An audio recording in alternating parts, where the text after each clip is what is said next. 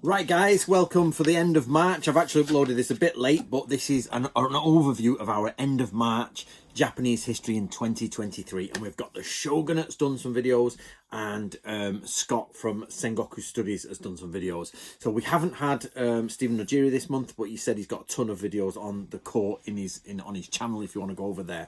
Right, I'm going to go through some of the things you may have learnt this month. So, Oha, teeth, Guro, black, is black tooth dyeing, yeah? So the old women in the old court used to blacken their teeth. Now remember, this is part of a playlist, so it's within the playlist, just check the playlist.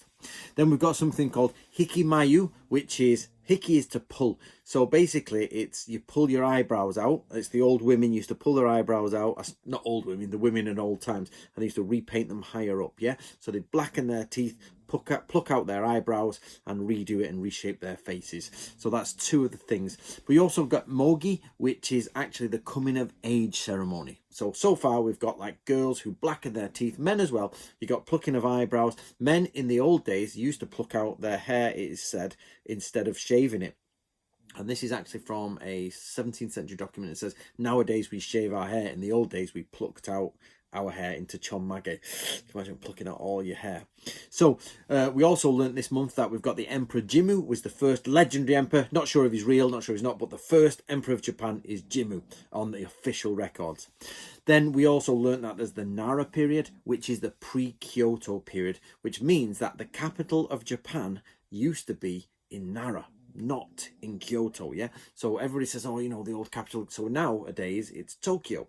So it's Tokyo, Kyoto. And by the way, Tokyo and Kyoto are reversals of the same sort of kanji. So Kyoto, Tokyo. Pretty much they start reversing the kanji. And then you got Nara, which is a different place. So we got Nara, Kyoto, Tokyo, yeah? And that's where they move the capitals around. But there's more to that.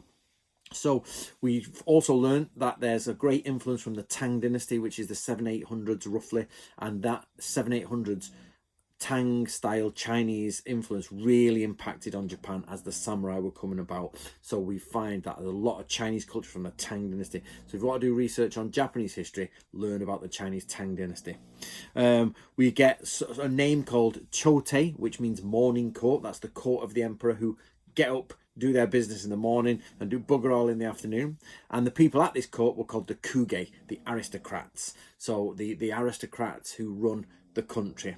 Now, we also learned about something which you called shoen. Now, this has popped up a few times, but shoen, I can't fully get my head around it, but basically it's private estates and there's tax exemptions, and this powerful family had this monastery had this, and you get lots of this sort of complex tax issues and land ownership and land usage, and some people are taxed, some people are not, some people have to, you know, put out work. There's lots of things here, but we'll just focus on the word shoen, which you know is a type of land ownership over something.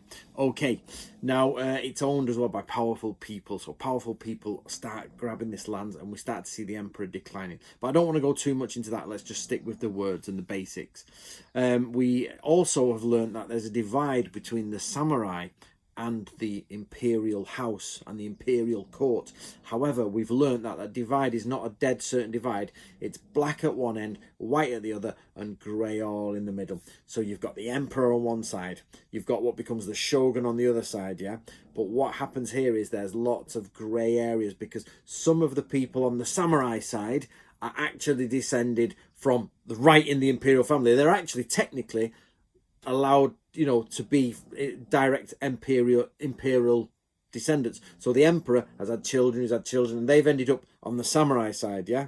And we have samurai who've moved over and married into this side, so their family are now imperial side, but they're actually straight out of the people who grabbed power. And what we find is there's this network of complex web in the middle where people have married, got in there, they've got them, they've gone over there, and that's the difference between the imperials and the shogunates. Yeah, they're there and they move over and they move in together. So there are two courts. Now this is where it gets crazy for you to sort of think it.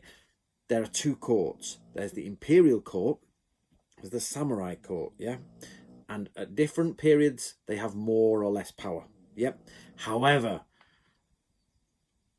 the imperial court at some point divides into two again, and you start to get problem between, they're called the Namboku-cho, and they start to argue with each other. So now you've got 3 courts. But not only that, the courts have moved around. One goes there, one goes north and south, sometimes in Nara, they've got Kyoto, and then the shogunate court is in Kamakura, but then it goes to Tokyo. So actually you've got, if you look at a map of Japan, you've got little dots of the courts at different times, but the imperial court and the shogunate's court, yeah, the Bakufu court, yep. So you've got to remember there's 2 sides here and they're all vying for power.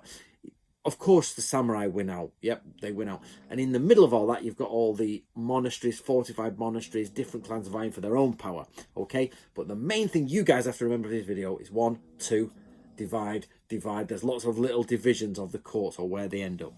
Okay, now, so basically, overall, this month we've looked at the difference between, or what is the imperial court. Now there's lots of ranks in the imperial court, and I'm going to be totally honest with you, getting your head around the imperial ranks is difficult.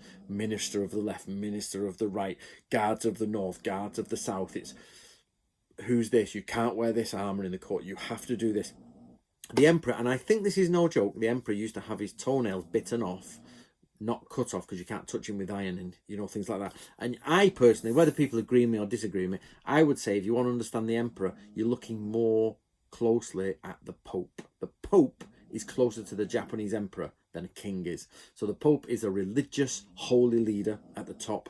They command a court, like the Catholic Church has a court, and they also command an army or an army of people, but the kings have real power as well. So in this, the emperor, imagine him like the emperor, like the Pope. He basically has his own court, the Pope there in Rome. He has his own soldiers in the Vatican and everything. But then there's kings all over the place who also have their own power, and they are the king. Yep, and that's the shogun and the different warlords. Yep, depending on the time you're in history. Okay, guys, massive thank you to the shogunate, Nick from the shogunate, for taking part, and to Scott. And please make sure you have a look at the playlist. And of course, as long as you guys are learning a little bit more each month between all 3 of us, and sometimes when Nojira's in 4, that's the best bit. Just learn a few new words. Learn, even if you don't remember the words, just remember the basic ideas, and we'll all progress as the years go on to get better at Japanese history.